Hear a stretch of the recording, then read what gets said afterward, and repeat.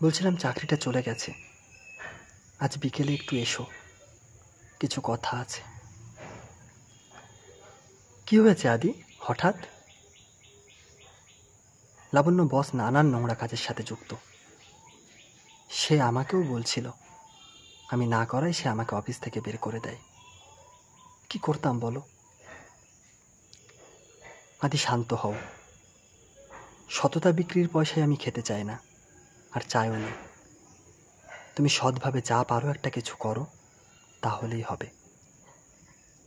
ভেঙে পড়ো না, যাও বাড়ি যাও, একদম টেনশন করবে না, আমি তো আছি।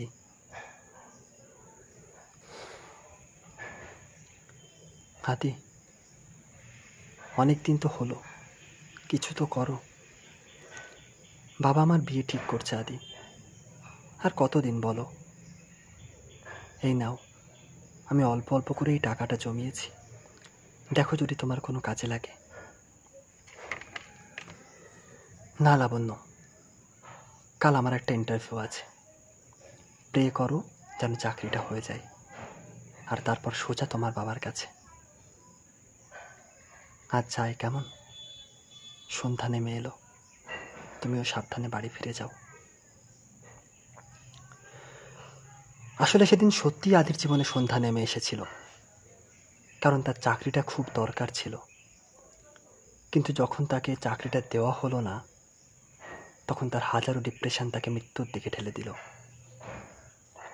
কিন্তু সেদিন এমন অনেকে চাকরিটা পেয়েছিল যাদের ততটা দরকার ছিল না। আরই জানতো সে এই চাকরিটা ছাড়া লাবণ্যকে পাবে না, তাই সে এই মুখ দেখাতে না পেরে নিজেই নিজেকে শেষ করে দিল। তোমাদেরকে একটাই কথা বলবো, নিজেকে শেষ করে নয়, চ্যালেঞ্জ করে বাঁচো। আর সাময়িক ডিপ্রেশন নয়, ডিপ্রেশনকে সরিয়ে দিয়ে স্মার্ট ওয়ার্কিং করো, তাহলে তোমরা হয়তো তোমাদের পছন্দের লাবণ্যকে পেয়ে যাবে। এটাই ছিল আমার আজকের গল্প।